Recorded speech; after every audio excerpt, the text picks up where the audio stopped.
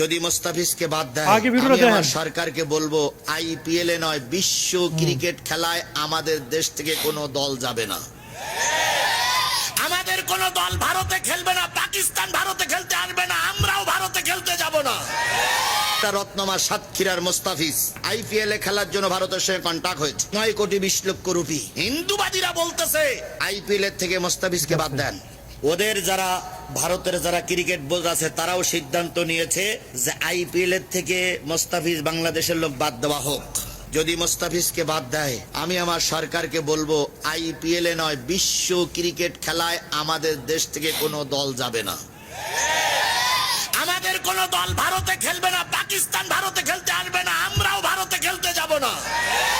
1 নম্বর 2 নম্বর ভারতের যত চ্যানেল আমার দেশে চলে সব চ্যানেলগুলো বন্ধ করে দেন।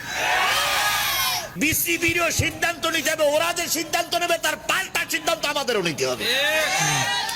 আমরা রক্ত দেব কিন্তু বাতিলের চক্ষু রাঙানোর কাছে মাথা নত করবো না।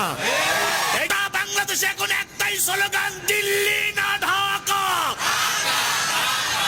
দিল্লি না ঢাকা, আজাদি না গোলামি, আজাদি না গোলামি। আমাদের দেশের কিছু রত্ন আছে, আমাদের দেশের কিছু রত্ন আছে, তার ভিতরে একটা রত্ন ছিল সাকিব আল হাসান, ক্রিকেট জগতের রত্ন, কিন্তু তৎকালীন সরকারি দল করার কারণে সে এখন দেশের থেকে পালাই চলে গেছে। আরেকটা রত্ন আমার সাতক্ষীরার মোস্তাফিজ আইপিএল এ খেলার জন্য ভারতের সঙ্গে কন্টাক্ট হয়েছে 9 কোটি 20 লক্ষ রুপি, না ভাই 9 কোটি 20 লক্ষ রুপি।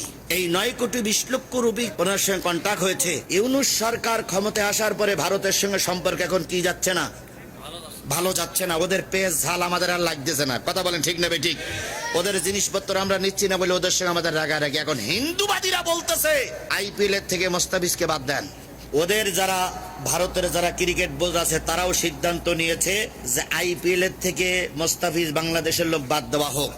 যদি মোস্তাফিজকে বাদ দেয় আমি আমার সরকারকে বলবো আইপিএল এ নয় বিশ্ব ক্রিকেট খেলায় আমাদের দেশ থেকে কোনো দল যাবে না। আমাদের কোন দল ভারতে খেলবে না, পাকিস্তান ভারতে খেলতে আসবে না, আমরাও ভারতে খেলতে যাব না। 1 নম্বর 2 নম্বর ভারতের যত এই হুমকির জন্য আমার মন থেকে অনেক দোয়া হইল বন্ধ করে দেন। যে ইন্ডিয়ার কত সুন্দর বাস দিছে ভারতের কোন বাচ্চা চ্যানেল দেওয়ার আমার জন্য দেশে চলবে না, কথা হুমকিকে বলেন। মন থেকে অনেক দোয়া হইল আমার। যারা কথায় কথা মুস্তাফিজুর রহমান দিতে বা ইন্ডিয়া আইপিএল না এলে বাংলাদেশে কোনো কিছু হইব না, বাংলাদেশে কোনো কিছু হইব না, কিন্তু ইন্ডিয়ার অনেক ক্ষতি হইব, অতটুকু আমি বলতে পারি। ইন্ডিয়ার বাইরা এখনও সময় আছে, ভালো হয়ে যাও, নয় কিন্তু বাংলাদেশের মানুষ তোমাদের কেমন বাস দেবে সারা জীবনের জন্য মন থাকবে।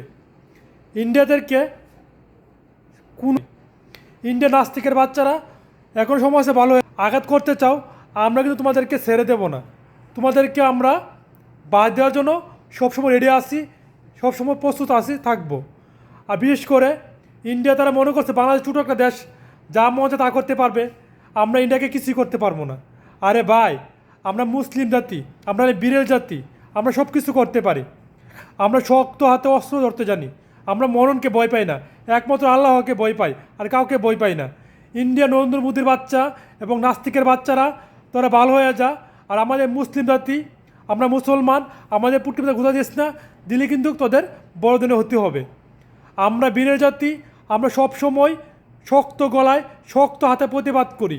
আমরা কাউকে কোনো নাস্তিকের বাচ্চাদেরকে ভয় পাই না, ইনশাআল্লাহ আর পাবো না। ভিডিওটা ভালো হলে প্রচুর পরিমাণ শেয়ার করবেন, লাইক কমেন্ট করবেন। ওকে, আসসালামু আলাইকুম।